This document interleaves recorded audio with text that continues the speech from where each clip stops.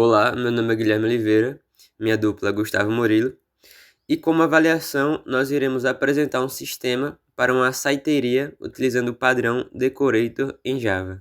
O Decorator é um padrão de projeto estrutural que permite que a gente adicione novas funcionalidades em objetos de forma dinâmica, em tempo de execução. Nesse padrão, um objeto base ele vai sendo envolvido em camadas, né? Então eu posso citar aqui o exemplo das bonecas matrioscas. Tem lá uma boneca maior e dentro dela tem várias outras menores. Então, para cada boneca menor dessa, é como se fosse uma funcionalidade adicionada ao objeto base. Então, a boneca maior seria um objeto final com múltiplas funcionalidades. E toda essa dinâmica, ela acontece em tempo de execução, né? E a gente vai ver isso agora. Para começar, nós temos nossa interface açaí, contendo dois métodos, getDescrição do tipo string e getPreço do tipo double. Então essa interface, ela vai ser a base de tudo, né? Ela vai ser a base no qual o nosso cliente vai se comunicar.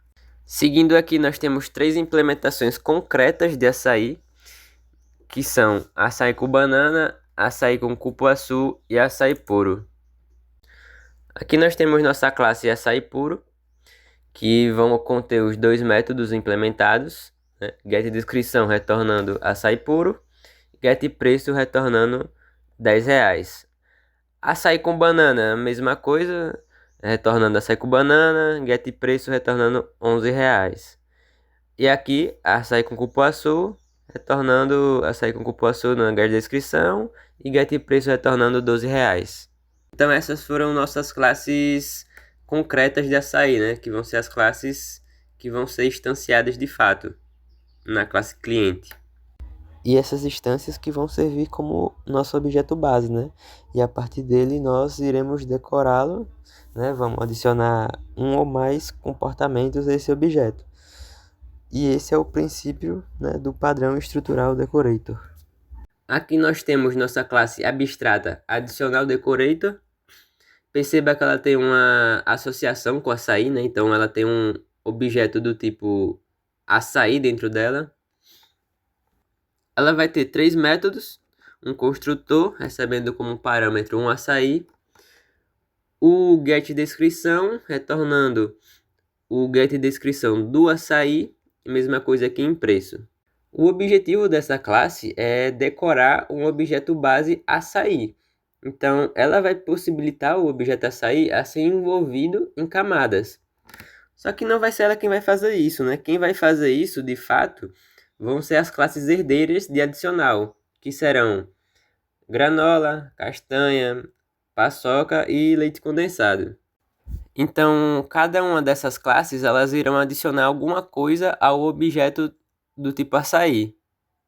Na classe granola, nós temos aqui três métodos: um construtor, né, utilizando o super, ou seja, o construtor da classe pai, o getDescrição, retornando a descrição atual do objeto, concatenando com uma string granola, né? E no getPreço, retornando o preço atual, mais R$ 1, que será o custo da granola. Nas outras classes é praticamente a mesma coisa. O que vai diferenciar são as informações que vai ser adicionadas, né? Por exemplo, aqui em leite condensado vai mudar o getDescrição, né? Que não vai ser mais granola, vai ser leite condensado. O preço agora vai ser adicionado 1,50. Aqui na paçoca a mesma coisa. O preço agora que vai ser adicionado vai ser R$ 2. Na castanha aqui é a mesma coisa, mais 1,75. E essas foram todas as classes do nosso sistema. Oi, eu sou Gustavo e vou falar primeiramente sobre a classe main. A gente cria um objeto do tipo açaí, onde o nome dele vai ser pedido 1 e ele vai receber uma instância de new açaí puro. Logo depois, como segue o padrão decorator, a gente consegue chamar pedido 1 igual a new granola e passa dentro dos parâmetros do construtor dele o, o próprio pedido 1. Nisso, o pedido 1 vai receber a adição de granola. E novamente vamos adicionar pedido um igual a new leite condensado, pedido um. Nisso ele já tinha recebido a granola, aí ele vai ficar como açaí puro mais granola mais leite condensado por conta das instâncias que foram feitas. Aí o print vai exibir o código que executou da maneira que eu falei. A mesma coisa seria o açaí pedido 2.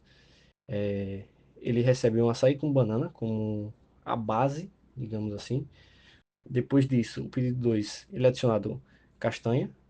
Aí você chama new castanha, pedido 2 no construtor. E depois o pedido 2 recebe new paçoca com o próprio pedido 2 passando como construtor. E depois disso, vemos o print, onde mostra que ficou açaí com banana, mais castanha, mais paçoca. E o seu valor. Agora eu vou falar sobre o diagrama de classe. O diagrama de classe começa com interface açaí. A interface define a estrutura básica que todos os objetos que estão relacionados com açaí devem seguir. Os métodos deles são a getDescrição, que retorna a descrição do açaí ou do adicional, quando for implementado os que se basearem nele implementarem o getDescrição e o getPreço.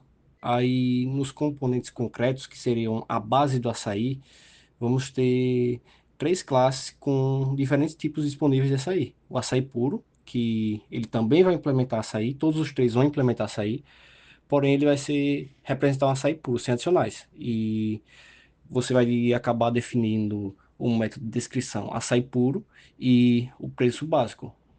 Logo em seguida vem o açaí com banana, que também implementa o interface açaí, como já foi dito, porém ele representa açaí com banana. Ou seja, quando você definir a descrição dele, ele vai ter açaí com banana na sua descrição e vai ter outro preço base a depender da implementação. Na implementação que nós fizemos, o preço foi diferente.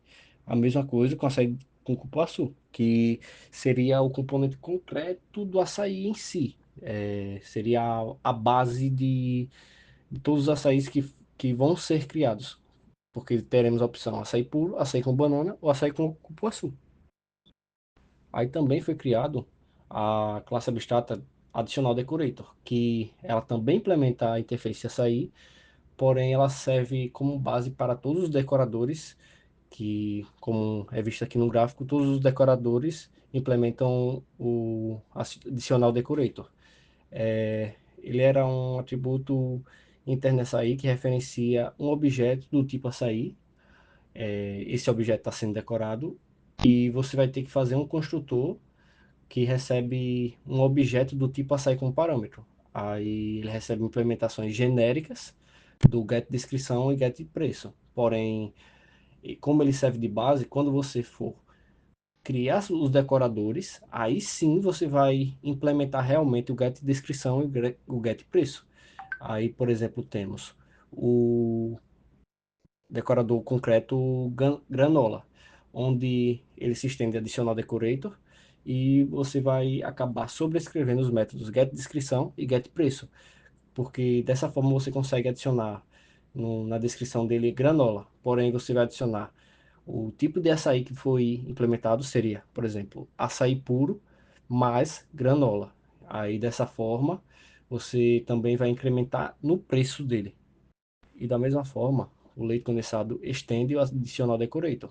Ele vai adicionar leite condensado na descrição e vai incrementar o preço. A mesma coisa, castanha estende adicional decorator, paçoca estende adicional decorator, porém ele vai alterar a descrição, cada um vai ter sua própria implementação da descrição e o seu próprio preço. Os preços podem se repetir, pode, mas cada um vai ter sua implementação. As relações no diagrama são de herança, é, açaí puro, açaí com banana e açaí com cupuaçu herdam da interface açaí e os decoradores concretos herdam do adicional decorator. E também há uma composição onde o adicional decorator contém uma referência a um tipo de objeto açaí. Isso permite que ele decore dinamicamente os objetos que implementem a mesma interface, ou seja, o açaí puro vai poder servir como referência para um construtor de granola, por exemplo. As principais vantagens do Decorator é a extensibilidade, onde permite que você adicione funcionalidades sem modificar a classe original ou suas subclasses, seguindo o princípio aberto-fechado. E também outra vantagem é a composição dinâmica, onde os objetos podem ser decorados dinamicamente com diferentes combinações de funcionalidades. Como no nosso exemplo de código, a gente consegue implementar o mesmo, usar a composição para fazer vários decoradores implementarem no açaí. Ou seja, você consegue implementar granola e esse objeto granola ele pode ser utilizado como construtor no quando você implementa o leite condensado. Ou seja, você consegue fazer diferentes combinações utilizando ao máximo o padrão decorator. E dessa forma também é possível você evitar a herança excessiva. Em vez de você ficar criando várias subclasses para cada combinação de funcionalidades, você compõe o objeto de forma modular, onde você só vai herdar realmente quando você precisa. Uma das desvantagens de usar o padrão decorator é a complexidade que acaba sendo aumentada, porque quando se usa múltiplos objetos decoradores, você pode tornar o sistema mais difícil de entender e manter, e também da manutenção, especialmente quando você há muitas combinações de decoradores possíveis. O nosso sistema acabou sendo bastante simples, porém, a depender da quantidade de objetos e a partir do momento que você acaba misturando os decoradores dele, você pode acabar sobrescrevendo e acabando acabar gerando o efeito indesejado. Há uma dificuldade na depuração, porque em aplicações um pouco maiores e complexas, é um pouco complicado achar e rastrear o fluxo de execução, porque se, como acaba sendo feita uma pilha de chamadas com vários decoradores, você pode acabar tendo um erro e que escalona essa pilha, e para você acabar depurando, você tem que procurar. Tipo, pode até não ser um erro, mas um efeito indesejado. E também há uma certa dependência de ordem, onde a pilha de chamadas tem que estar bem ordenada para seguir o fluxo e você conseguir o resultado desejado.